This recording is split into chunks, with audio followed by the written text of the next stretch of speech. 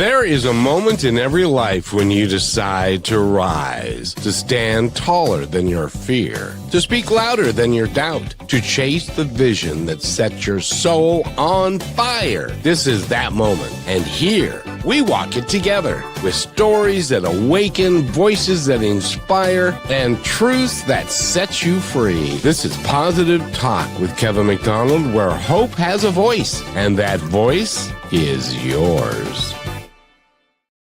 And welcome to the show, everybody. And I have to tell you, Brachelle, because I am lame, I haven't done the new opening yet that says, and Positive Talk Radio with Kevin and Brachelle. And I haven't done that yet. I need to do that. But Brachelle is my co-host. She's a wonderful young lady.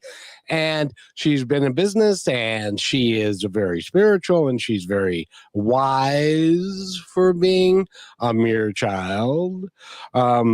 George and I were talking about how time flies and how when you get to be a little older, Christmas, we were looking forward to Christmas, and Christmas is come and gone. The New Year is come and gone. It's now 2026. And Christmas will be here next week, it seems like to me. So, Brachelle, how are you? I'm doing fantastic. I think sometimes just doing the best we can do is enough, and that's all it takes. And that's exactly what George Pesansky is here to talk about with us today. He's written a book called Superperformance, which we're going to talk about. But first, welcome, George, to the show, and thank you so much for being here. How are you today? Oh, thank you so much. I really appreciate it. A little frigid here in Pennsylvania, but I'm getting the chance to stay warm inside talking to you today. Perfect. What's the weather like there in Pennsylvania? It has been unseasonably cold. We've seen single digits and high teens for really about the last 2 weeks, which is surprisingly not normal. So it's very unusual to see the white stuff on the ground and not have it leave these days. Oh, and it's there then it warms up just enough to thaw, and then it freezes again, and then you get to have the adventure on the highway all over again. It has been those couple of weeks. Well, I hope that it settles down for you and you get back to a warmer climate.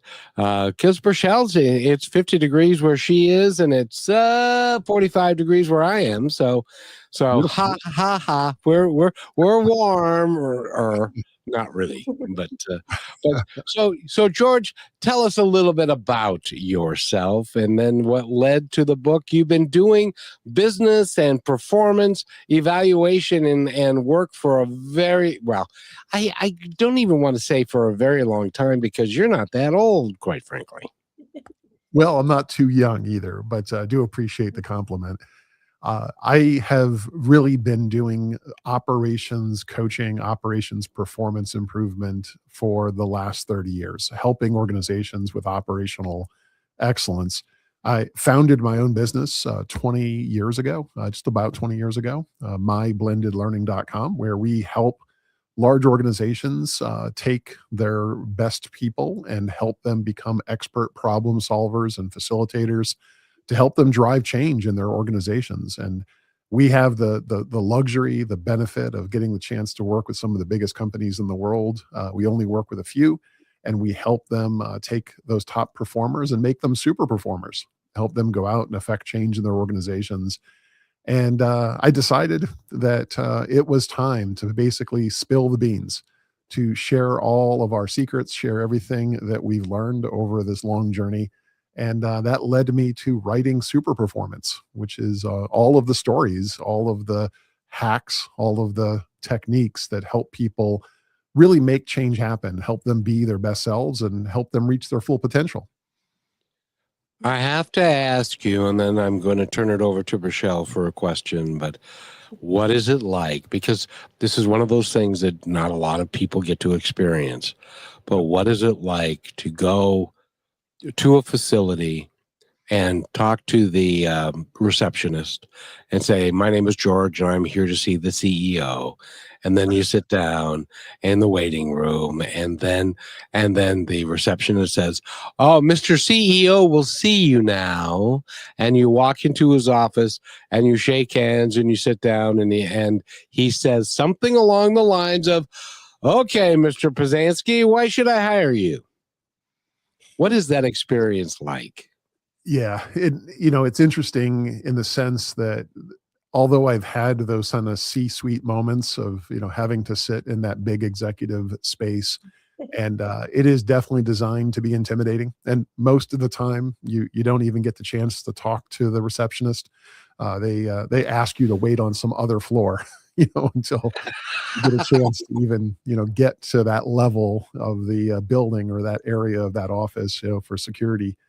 But it to me was never intimidating because I recognized that if I was in that office, if I was going to have the chance to have a conversation like that, it was because they understood that there was a challenge in the organization, that they needed help in getting alignment with the capacity, the resources, the employees, and providing, kind of the resource to be able to create the change, to create the outcome. And I think, every large organization, even small organization, the small business owners feel this powerlessness where you can see the vision, you understand your strategy, it all makes sense, but for some reason we're not getting there. People are not executing, things are not happening the way that you thought they should. And in that moment, that is where I specialize, in execution, in operations, and helping people realize their dreams and helping people kind of reach their full potential. So most of the time it was listening, but getting the chance to get out there and execute. Rochelle? Yes. So, George, I'm thinking we talk about these things so often with so many people, and how, business and how we are as a culture and a team affects everything in your life, right? Your job, obviously. And we talk a lot about how there's fear and then there's the unknowing. For the longest time, I thought, up until now, I was reading one of your perspectives. That's why I'm asking this question. Yeah. I thought for the longest time that fear was driven from not knowing things, right? The fear of the unknown is what made sense. But in work that you do, so often that you found that they'll see there that maybe there is fear, or maybe they don't know, and there's this carelessness with trying to deal with that, rather than like they know the issue a lot of times, but they don't really have the skills to process through that. So if you know what I'm talking about, will you explain a little bit more on that? Yeah. Yeah. No, I know exactly what you're talking about. And, I think you can certainly relate it to a team and to an organization and very complex systems like I work in every day. But I think you could also, just as a human being, relate to it. I think we've all had a medical scare, where we think maybe that there's something wrong with us, or in some cases, people end up with really serious medical conditions. And there's a moment where you have fear, where you know that you may be sick, you know that there may be something wrong. And if you make the mistake of going out and Googling it, it just makes it worse, right? Because they'll tell you Mhm. all of the things. And that's what I'm talking about, is ambiguity is what really scares people. The unknown is really what lets our mind race into all the possibilities of how bad things could be. But when you do end up getting that diagnosis, even if it's a serious diagnosis, the fact that you know what it is and that there are things that you can do, no matter how hard that may be, that can lead you back to that path to recovery, it really takes away the fear in the sense of that ambiguity and all of the possibilities of what it could be. And now we transition into the work of, let's get this done. Let's get these treatments. Let's take this, medication. Let's start feeling better. And it's not at all different in large organizations or in any team. When teams don't understand why they're doing things, when they don't understand what it is that we're trying to create, there's a lot of ambiguity, and that ambiguity creates this feeling of doubt. It creates this feeling of fear, and it starts to become pervasive. And it's like a virus that can overtake a culture, an organization, where we all talk about all the bad things. We talk about all the things going wrong and all the things that don't work. And it's not that different than Googling your illnesses and say, what if I have this? And what if I have that? And it kind of just takes over your mind. But as soon as you know what it is, as soon as a leader can create clarity, you can get the team back on the road to recovery and just help them take the hard steps, even if it's going to be hard to start getting things done again. You know, I went to my GP, general practitioner, and I said, I think this is what's going on with me. And she said, don't tell me you Googled it. And I said, well, yeah, that's what it said. And then she said, don't ever Google your health condition. Go see somebody who has an idea of what it is, because that won't work. How do you, as every CEO that I've ever been in contact with, they believe that they have the vision of what they wish to accomplish. Yeah. And the disconnect happens because they have a difficult time articulating that vision and then exciting people about that and then moving forward with it. How do you help people with the book, which is Superperformance? How do you help them be able to articulate their vision so it's understandable to the multi-levels of people that are in the organization? Yeah, that last bit was the key. It was the multi-levels that, I think every great senior leader, if you think of those CEOs, they recognize that the vision they have for the organization is multiple layers abstract to the individual work that people in the organization are going to end up doing. And the organization that's going to succeed is the one that can cascade that vision. So what does it mean to the person running a piece of machinery, or the person who's going to go out and do the sales or the marketing or any of the other parts of that mission? How do they contribute to that vision? And if the things that they're focused on, the things they're doing, are not contributing to that vision, or in some cases incongruent, where it's actually not supporting it, it's going in a different direction, that's why organizations get frustrated. That's why teams fail, because we didn't have that connection. So it's all about communication, and it's all about, kind of really understanding. And one of the techniques that we talk about in Superperformance is something called going to the gemba. It's a Japanese word, where you go to where the work is being done. And there is no better way than to understand how to communicate your vision than being able to understand how people are doing the work they're doing now. Because then you can kind of walk that mile in their shoes and really help them see things from their own perspective versus your perspective. Well, George, this is going to be very helpful to somebody who has commented in, because he's from Kenya, and the work that you're doing and the work that he's working to do is he's working to grow an organization that can feed kids on a regular basis and stuff. And so, Rochelle, I would love for you to read what Samuel has to say to us, the show. Hi, Samuel again. He says, hello, hello. Happy New Year, my good people. Brother Kevin, Sister Burchelle from another mother, and Burchelle George. Brother George Pesansky. We are watching you live from Kaiberia Restoring Hope Center, based in the slums of Nairobi, Kenya. This is our favorite program, Positive Talk Radio. Brother George, your teachings today, we are taking notes to share with our team. God bless you, and thanks, Brother Kevin and Sister Burchelle, for hosting. Together we are strong. And he is, it's about, I'm not exactly sure, but it's late in Kenya. Yeah. Between 3 and 5 a.m., I'd say.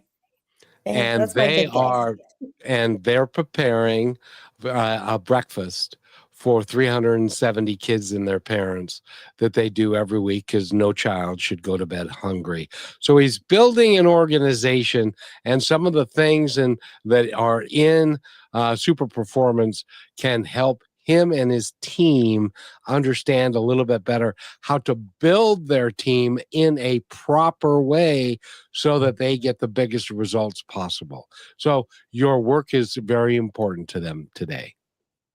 That's wonderful. And I think it's amazing and such important work. And, that type of operation that is undertaking such a significant task every week, every day, is a lot like a factory, and it has a capacity. It's going to need material like, the ingredients that are going into that breakfast, and being able to understand, how am I going to create that flow? How am I going to make sure that we don't have any bottlenecks where steps or people or activities are taking too long and preventing us from being able to get things done in time? Looking at your operation as something that just needs to flow like a river, that you're looking for obstructions and waste, you're identifying places where it gets constrained. That's how you maximize the number of children you can take care of. And I think it's just an amazing mission. Well, and George, we need to take our first break, but I want to play this minute clip for you. And it's about leadership, and I would love your expertise and in dissecting what I created here, because it may need some help. I don't know. We'll see. Well, you be the judge, George. We'll be right back, ladies and gentlemen. Here are some points to ponder from Positive Talk Radio. Some say leadership is about getting the work done, about pushing forward, no matter the cost. But what's the cost of a team with no purpose? What if a single act of support, a single moment of genuine grit could change everything? What if leadership was a catalyst? Because true leadership isn't about being in control. It's about empowering others to find their purpose. It's about leading with passion and igniting the fire in everyone around you, creating a culture of teamwork and common purpose. A true leader finds this culture by enthusiastic purpose and team development, making each team member feel empowered to create, improve, and execute their tasks with genuine passion and a strong belief in the company's mission and focus. In other words, lead with purpose.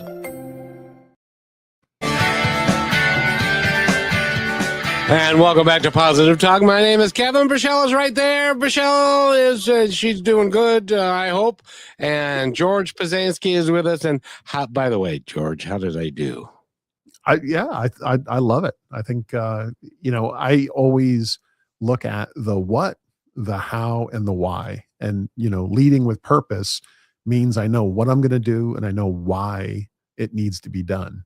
And letting the team be empowered means that they're going to kind of really own how we do it. So I think you hit all the notes. Well, thank you. I'm so impressed that you're impressed, kind of, sort of. Michelle, did you have a question, or should I continue? I do have a question, and it is about the foundations of building a business. A lot of times I've noticed that values are what kind of change, or they change, and that's okay. But you hear of these companies, big or small, that work their way down the line, and they say, well, our values or whatever it is have shifted, therefore so has the foundation. Do you believe that it is the values that are supposed to be in that place of a foundation, or are we missing something? Well, when we think about a business, if we think about, our friend in Kenya, there is a clear North Star, the mission of feeding children, or the mission of creating a product that the marketplace is going to purchase. And an organization needs that North Star. It needs to understand what is the definition of success, and we need to understand why that's important. It's going to enhance our profitability. It's going to grow our community. It's going to pay for our employees. It's going to feed those children. So I think in that sense, organizations can evolve, and they can say, well, we used to feed children in Kenya, but we've expanded that now to other countries. And that purpose, that, vision is expanded. Our reason for being has become larger, or maybe shifts to something that maybe is more important to them. So businesses can kind of pick new products, or they can pick new outcomes. The thing that I think is much more dangerous is when cultures change. And I think maybe that's more what you're speaking to, is the idea that we have values around how we operate as an organization, the ethics that we have, the way we treat each other, the, kind of the relationships that we want to evolve. And I definitely think there's always a bit of a danger that, especially smaller organizations that have very strong values, as they get larger, it's very difficult to manage that culture. It's very difficult to keep that culture consistent, because what ends up happening is it's a lot like high school, where you can start having cliques. You can start having the kids at this table and the kids at that table. And these kids are really nice, and they'll, really, welcome you, and they'll, kind of be your friend. And these other kids over here, yeah, not so much. That is kind of the challenge that happens when organizations get bigger. And it is such an important role for a leader to not allow those cliques to form, to keep us all together on the same team, eating at the same table. But I think sometimes organizations forget that. And like human beings, we're going to very quickly see, the mean girls, and we're going to find the football players, and it's going to be high school all over again. Very good There point. aren't any mean girls, are there, Rochelle? No, never. I was referring Just keep your to eyes closed, or cover your ears. They'll dissipate. I was referring to the Broadway play, of course, because there aren't really any real mean girls. It's just Of course.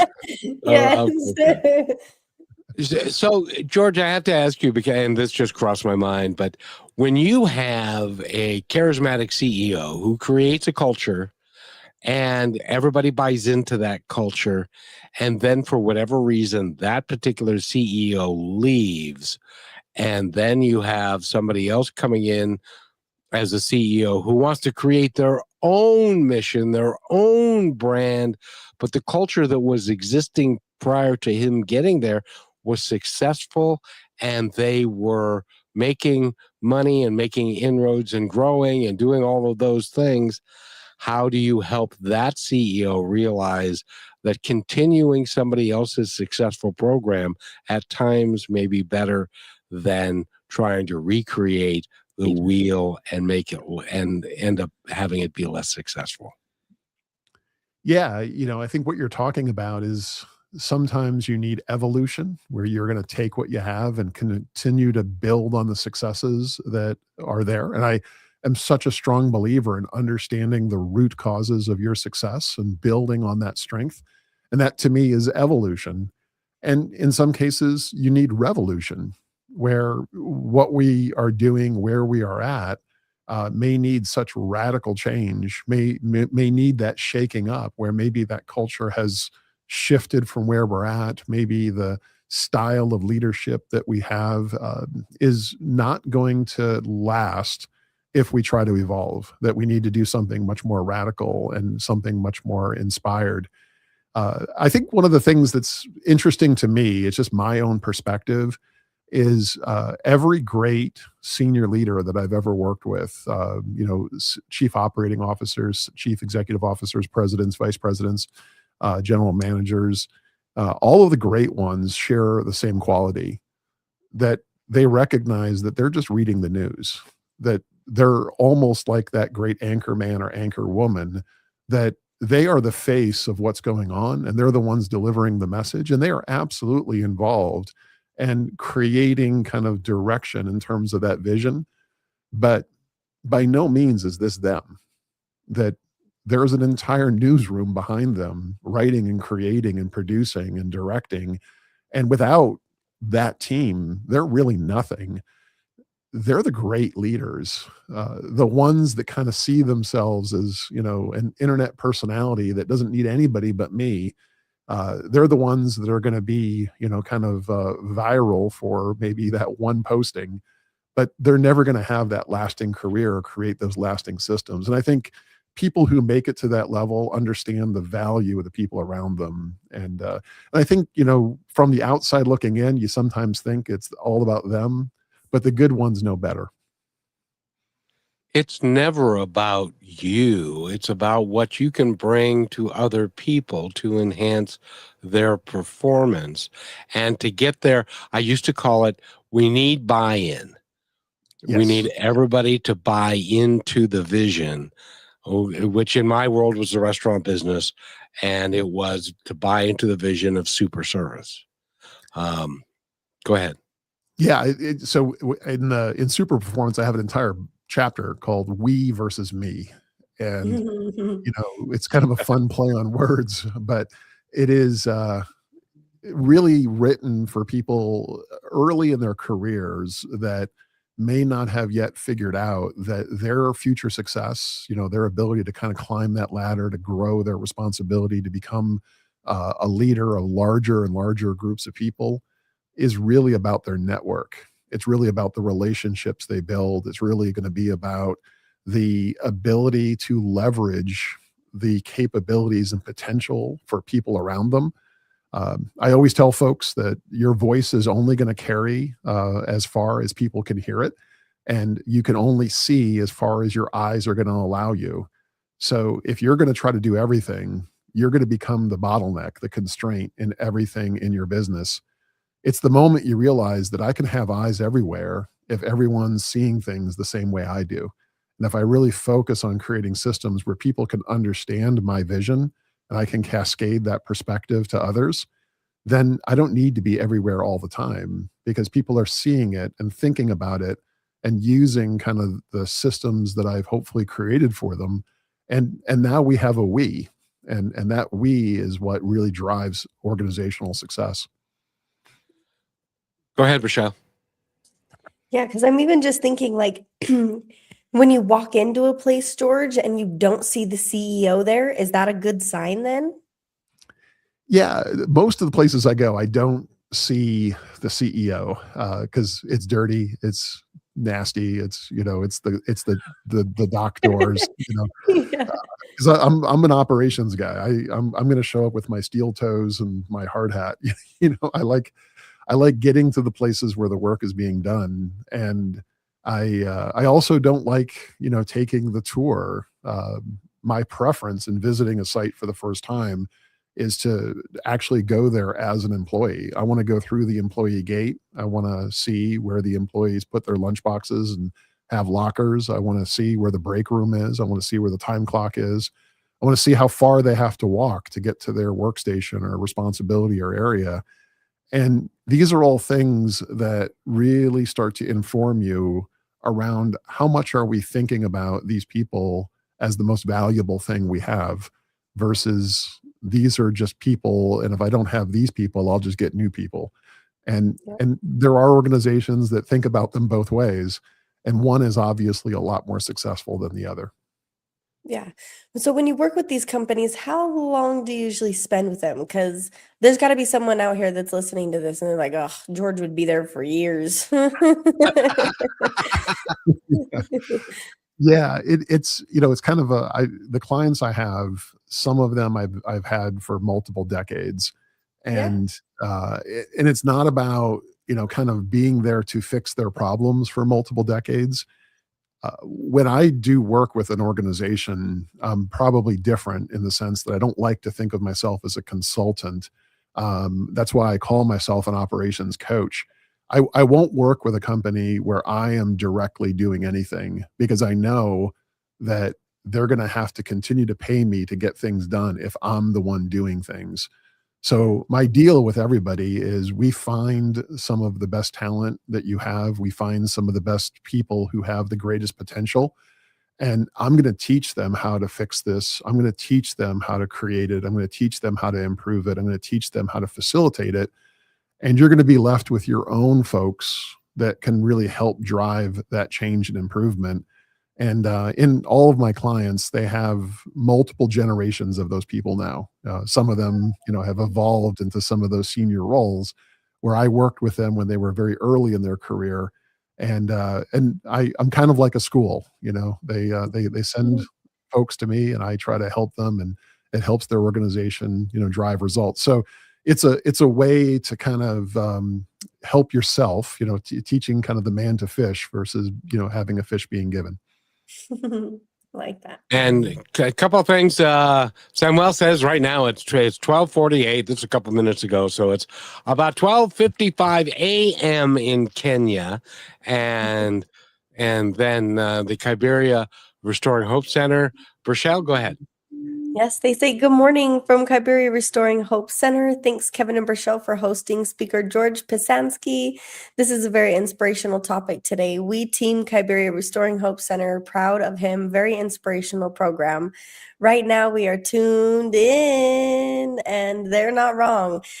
George, we talk about how, like we finding purpose and figuring out what am I here to do and why am I doing that? And thank God you figured out how to help people through this.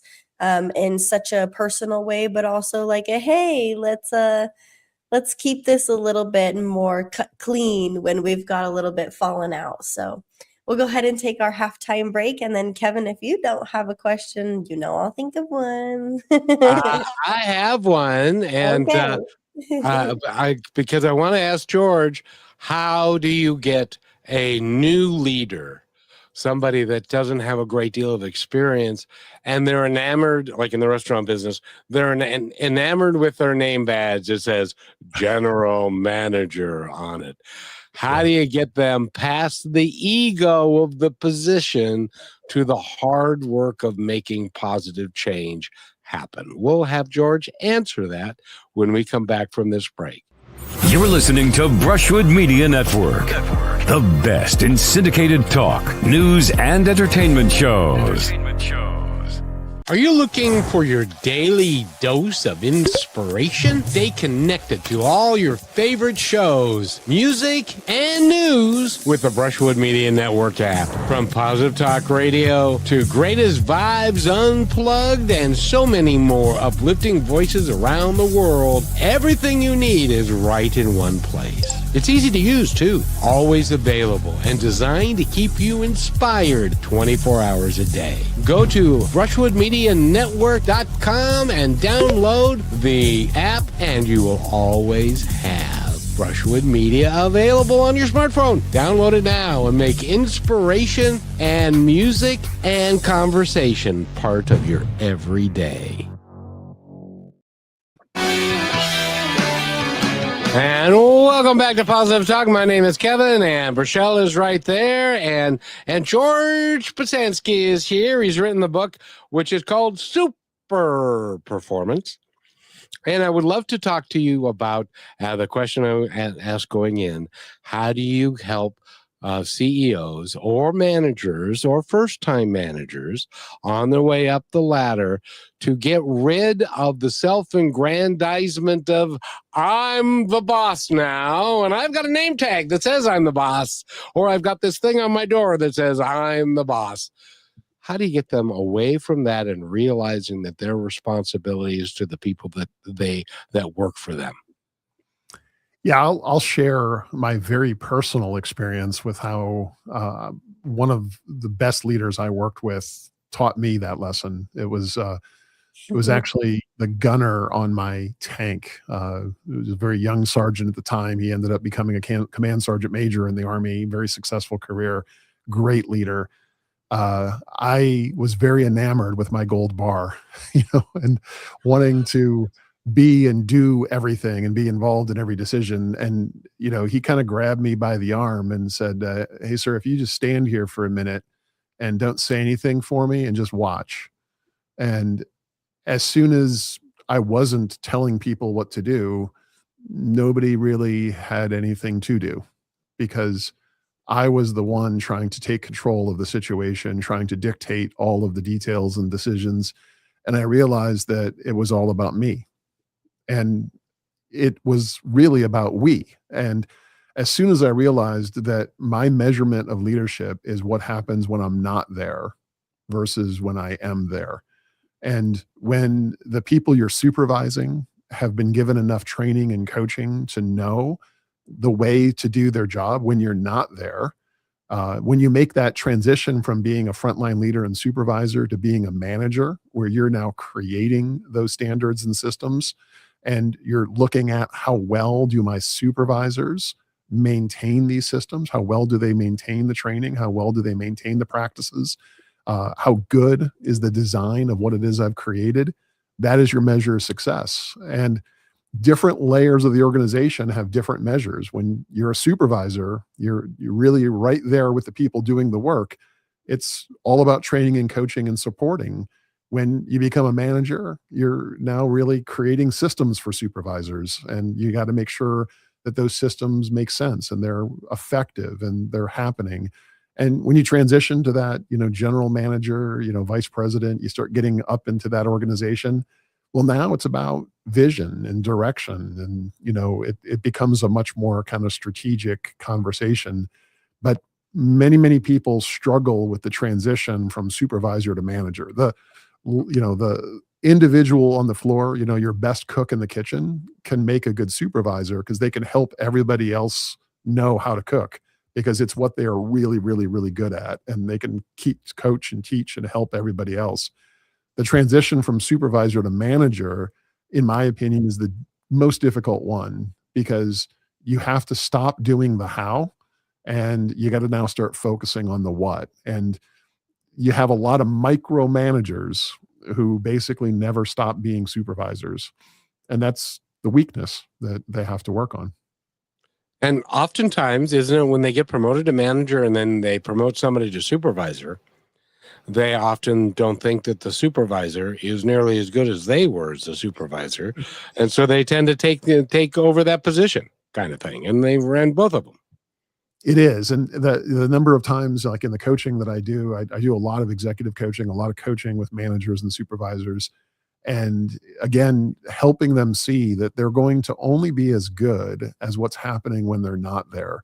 So if we say that supervisor is not as good, then we have to ask, okay, well, what are the systems that you have in the restaurant? And how easy are they to understand? How easy are they to teach? Because if you know how to do it, that's fine. But the test is not if you can do it. It's whether 5 other people can also do the same thing.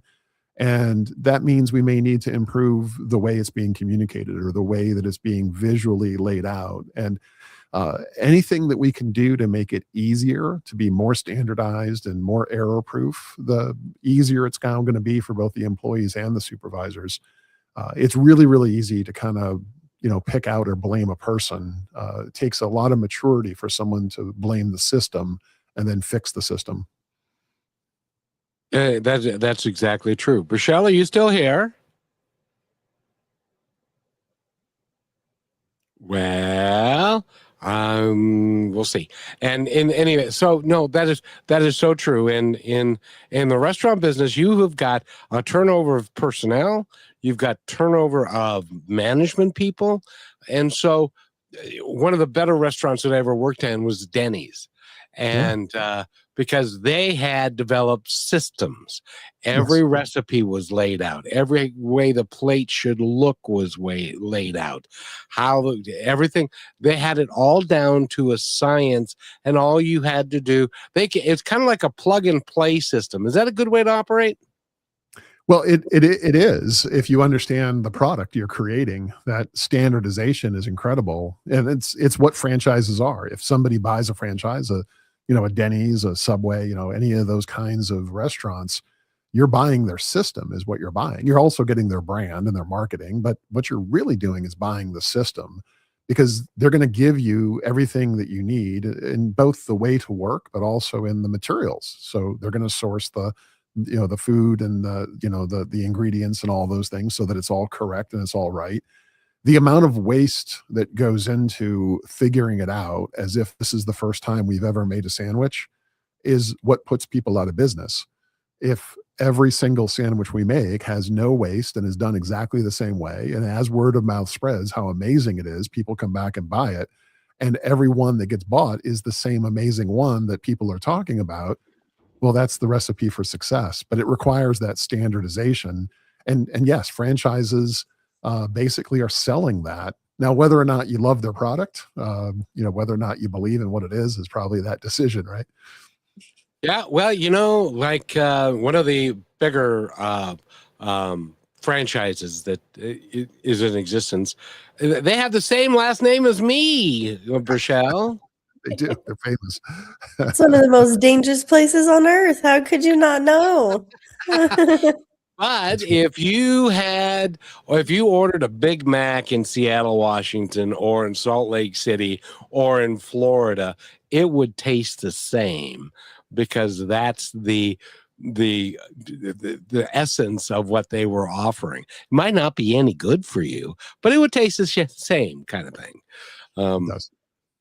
That's what makes us chase it. That's a good point too, because that's what keeps customers loyal, is when you don't switch it all up and change all these things. You may maybe have some add-ons and here's and things. But George, before we take the next break, I really want to ask you how you deal with leaders who come to you and they're like, George, I've tried everything, I swear, and I can't figure it out. I keep making the same mistake, or maybe they make a mistake, they learn a mistake, it's just like they just kind of have to keep learning. How do you help them when they get frustrated with themselves and say, I don't understand what I'm doing wrong? I've trained well over 10,000 of these high performing individuals to help them, go out and be leaders in their organization. And I can easily separate them into two groups almost immediately. And one group is there so that they know what words to say, what buzzwords, what terms, so they can sound smart and they can say all the right things.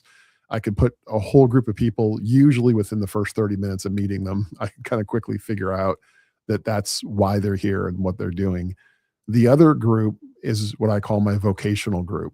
And it's like somebody going to school to learn how to play a piano, or a welder coming to learn how to become a welder. And they recognize that it doesn't matter what they know. If somebody explains to you how a piano makes music, that doesn't necessarily entertain me. It's your ability to play the piano that's going to entertain me. It's the value is being able to actually do it, not explain it. And unfortunately, there are a lot of people who are really good at explaining things, but they're not so good at doing things. So to answer your question, when people are asking questions and they're saying they're making mistakes, the vocational ones are wanting to learn from those mistakes because they recognize that they're there. The folks that are usually just here to kind of, say all the right words, say all the right terms, they don't actually want to change. They actually want to keep doing the same things, but just know what it is or how it is or what words or terms they could use to make it seem like things are better or different. And that can be very toxic, in organizations. So we really try to avoid, kind of getting, those leaders in organizations. We want those vocational leaders that treat the skill of being a leader as a vocation, something that they're going to master, like playing a piano. And Rochelle, I have to ask you, in your 26 years, 27 years close to, you've had a bunch of jobs. Can you point to one, all I'm asking for is one supervisor, manager, leader who you thought was doing an exemplary job? Besides, that's what I was going to say. Besides you, that was the right answer.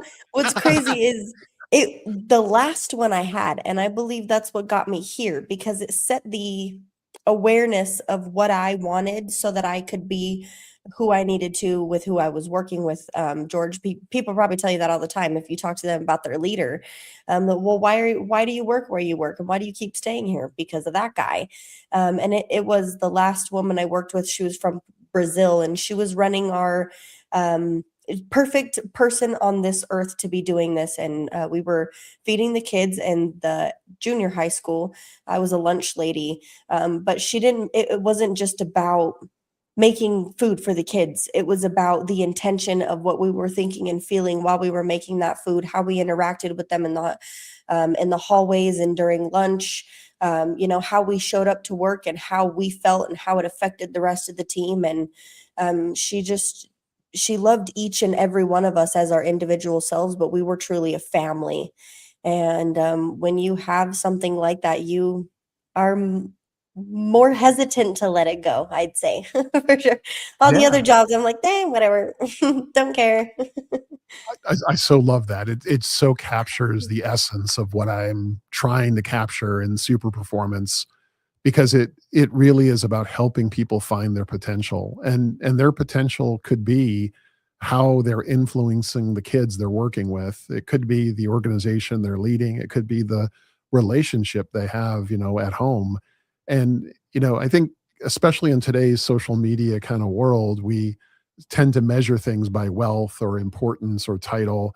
And the reality is, I think super performers are the ones that have that fulfillment. They're the ones that know that they're making a difference. They're, I like to call them the quiet professionals who know the utility they have, that they can make a difference in people's lives around them. And I think it's an amazing experience that you have. And obviously you appreciate it. So you're going to continue to have it.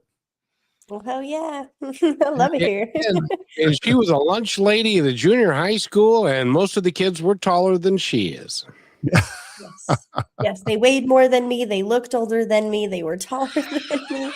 And it was all they could understand me because of me understanding myself. And we think, oh, well, kids are more energetic like that. No, we're humans. We're all like that. We're all energy. We just talked about that on our last show. And however you are, like you said, George, wherever you show up in the world, whether that's at home or at the grocery store or in your office, you're affecting a lot more than just yourself. For sure. Absolutely. Yeah. The intention, the influence that you can have with the person bagging your groceries, the person you interact with at your church, you don't know that in that moment, that kindness, that advice, that assistance, the difference that could make in someone's life. And, I think, we definitely in the work environment will often see people who are very burnt out, very frustrated, acting out of aggression, acting out of frustration. And, those are the people that you really need to help the most, right? They've lost that intention. Yep. Their lack of balance is astounding sometimes. So, by the way, we're talking with George Pesansky, and we need to take our last break. We will be right back. And when we come back, I have to ask George if he recognizes, and I'm sure he does, that the 10,000 people that he's mentored and worked with is actually more along the lines of 50 or 75,000 because of the ripple effect of helping them, and that helps their work life as well as their home life and puts it all together. And I'm going to ask him, are you proud of what you've accomplished, and especially your new book, Superperformance? We'll be right back. The Fire That Doesn't Die by Positive Talk Radio. Success never shows up overnight. It tests you. It breaks you. It asks, how much do you want it, and how badly do you believe? Amazon answered that question for 9 long years with no profits, only vision. At Positive Talk Radio, our fight began in 2003. Self-funded, no spotlight, no guarantees, only faith that hope and love can change lives. For over 2 decades now, we've kept showing up, keep speaking light into the darkness.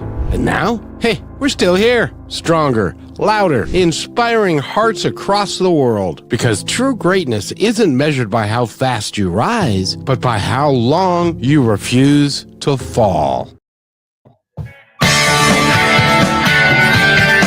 And welcome back to everybody. And Rochelle, was that a good question for me to ask? Was that a good question? Yeah, duh. Repeat it. You don't even remember it, do you? Yes, I do. Do you remember it? George,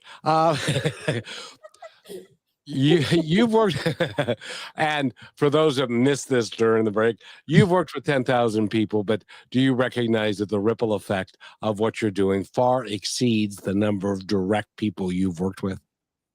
I so appreciate that perspective, because I definitely probably don't stop and think about it often enough. But I will say that I'm just so blessed to have had this opportunity, in my career to help people, change their circumstances. And that's what we talk about all the time in our training is you're here to change circumstances. The definition of insanity is having people keep doing the same things, but expecting something different. So we've got to create that change. And that ability to help people eliminate that safety issue, to eliminate that frustration, to eliminate that waste that's costing the organization, that ultimately may end up closing that facility because it's not profitable and those jobs go away.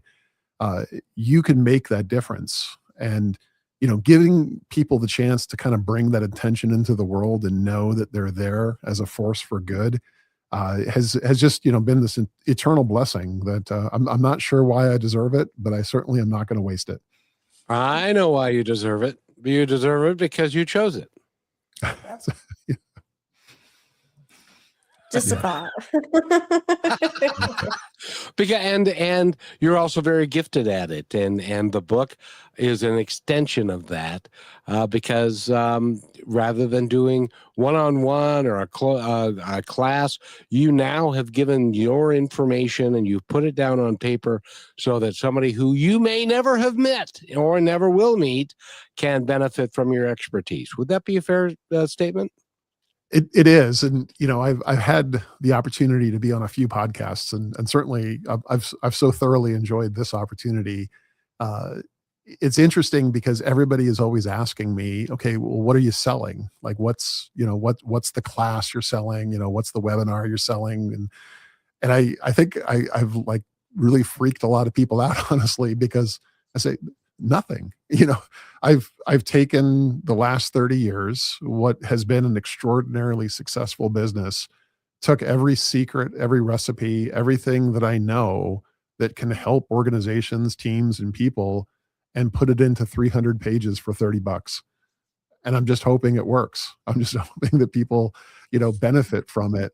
And I have no intention of leveraging it into something bigger or better, because I think it is something that's already great. And I'm hoping a lot of people benefit from it.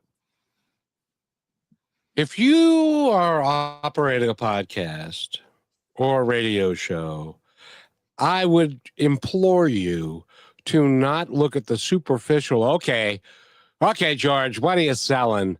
And look behind that for the motive behind the work that he's doing. Because in your life, in what you're doing, your motive is purely service.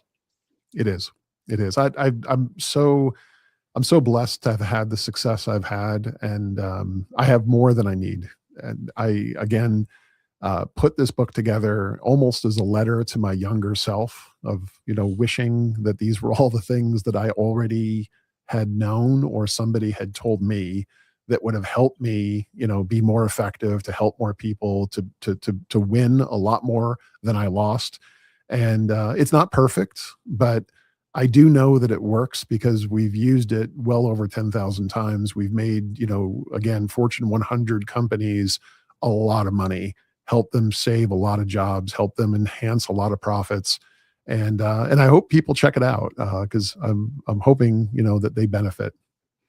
And Rochelle, the name of the book and where they can find it. Yes, as I do believe the best place to go is georgepesansky.com. You'll see right off the bat, Superperformance is the book. It is a bestseller on Amazon. I saw that, George, so congratulations for that. Also has a 5-star review and a silver winning book award. So we can't just forget that you achieved those things through this book, and it's more of a reason exactly why people should go and get this book and learn it for themselves. Even for a life perspective, George, would you say that this book could help you whether you're focused on business at the time or not? Yes. And, when you write a book, you work with editors, and the very first thing that the editor asked me is, who's this book for? And I said, well, let me explain. And they said, that's always a bad start. George, I get the same thing. I get the same thing. People tell me, as a podcaster, or a radio show, you need to niche down. You need to narrow your focus. And so that you're talking about, and it's like, I can't. It doesn't work for me because there's so many interesting people in so many different fields and what they do. It fascinates me. And so the work that you do fascinates me because of the impact that you can have on so many people. And it's just It's delightful to talk to you. You are a mentor to, I think, down the road over time, you're going to be a mentor to millions. That's your next book, by the way. Well, I Yeah, appreciate that. hey, go you, Kevin. I really And George, appreciate if somebody is listening to this podcast with you and they're like, okay, yeah, we've got the book and we've got this, how would they get in contact with you to work with you specifically? Yeah. So at georgepesansky.com, there is a contact us. You can reach out to us. And also myblendedlearning.com is our company website, where we have a little bit about what we do as a company. And there's also a contact us there as well. And then, of course, I'm on social media. And you likely, as a listener, would be surprised that I so enjoy just having interactions with people who are reading the book, people who have questions about the book. I've had multiple people say, "I'd never thought you would actually answer." And I just love answering questions. I love interacting with people, making friends. And again, my greatest joy now is just hearing the stories of how people are benefiting from the work that I've put together. Well, different people present themselves differently, and especially on radio shows and in other forms of media. And I can tell you this from my heart: George Pesansky is a real dude. He is there for service and to help people, because God knows in business. And I don't care if you're a pastor in a church or wherever you are, you're any position of leadership, or a Cub Scout master, any position of leadership, you need to have a plan.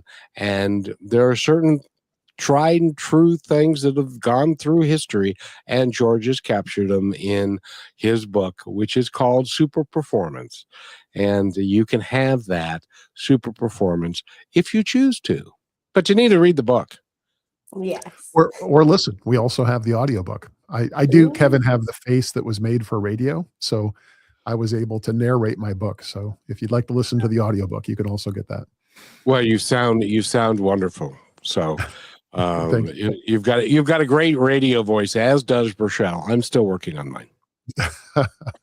You're hilarious. And just for a fun, giggly thought towards the end of the show, George, I'm thinking maybe we could even take this leadership book into our parenting skills. And, if we were to look at our children as a business and understand them thoroughly and set goals and all these fun things, maybe it could help. Would you say that no, for any reason? No, I wouldn't. And the joke about my editor, we really tried to write a book that was about somebody who wants to learn, somebody who wants to have this vocation of, how do I influence people? How do I influence teams? How do I get myself to reach my full potential? And of course, as a parent, I don't know if there's anything more that we want as parents than our kids to reach their full potential. So yes, I think there are so many things there that I know I'd like to think I'm a successful parent, that I've used myself to really, try to help my kids understand why things are rules in our house, and making sure that they understand kind of those guardrails, those what's. But I let them figure out how and let them own it, because if I try to tell them how to live their lives, they're not living their life, right? They're living mine. Exactly. Do you have a chapter in your book about how to creatively fire your better half? I do not. Maybe that'll be in the sequel. Dang it! I see. I could have used that a while ago, if you know what I mean. So, George, you are a delightful guest, and we would love to have you back, because there's so much about business and great leadership. I had when I was going to take over a restaurant from the general manager that was there, and I asked him, "What's your turnover rate?" And he said, "Well, in this facility, it's about 300% a year." I said, "You're turning over every job 3 times?" And he said, "Well, it's not the job. It's just the people here are transitory. They just come and they go, and there's not a whole lot that I can do about it." And I thought to myself, this guy needs to go away, because I took that 300% and took it down to 80% because people were now being valued for what they did. And part of that 80% were people who did not accept that value, and I had to let them go because their service was not, they were not there to serve the customer the way that it needed to happen for us to grow. So he was wrong, and I think he's out of the business now, and but turnover is a big deal. And I could spend a whole hour with you talking about turnover and its effect on a business, its effect on the bottom line, and its productivity. Oh, I would love that. And really quick kind of story with that, because what struck me about that story is that that's what I call boiling the frog. Have you ever heard that analogy? that turn it up slowly. And exactly, that manager had soaked in that water for so long that they had decided that this temperature is just fine. 300%. I like swimming in that water, and that's just the way that it always is, because they let that creeping happen over time. And then you come in, get thrown into that water, and you're like, this is hot. We are not staying here. Like, we're going to fix this. And there are so many leaders, so many organizations that are kind of that frog that's being boiled, where they just get so used to things not being good that it is always great to have a coach. It's always good to have a fresh set of eyes, like you did in the restaurant business, to help people say, do you realize how hot the water is here? Let's get things a little different for you. And how counterproductive it is, because I don't know if you've noticed this, but a lot of people go to a restaurant because they have a favorite waiter. Or a favorite bartender, or somebody that's there. I couldn't tell you how many times somebody would walk into the bar and say, "Where's Bobby?" Bobby left. Well, where'd he go? He's down at the restaurant down around the corner. Okay, have a nice day. Take care. Exactly. Yeah. Because we're all creatures of habit and stuff. Sure. George Pesansky, thank you so much for being here. Michelle, take us out, babe. Yes. Well, thank you, Kevin, for making all this possible. Visit George's website, georgepesansky.com. Find the book Superperformance, either on there, Amazon, audiobooks. Don't make excuses. Everything's online now. You can do it. But George, it's been an honor. Thank you so much for your time. And we'll see you again back here soon. And don't go anywhere, anybody. We are going to be back with a great show, and we love you lots. Thank you for being part of Positive Talk with Kevin McDonald, where stories inspire and voices remind us of what truly matters. May today's conversation give you hope, courage, and a reason to keep moving forward. And just remember, till next time, be kind to one another, because each other's all we've got.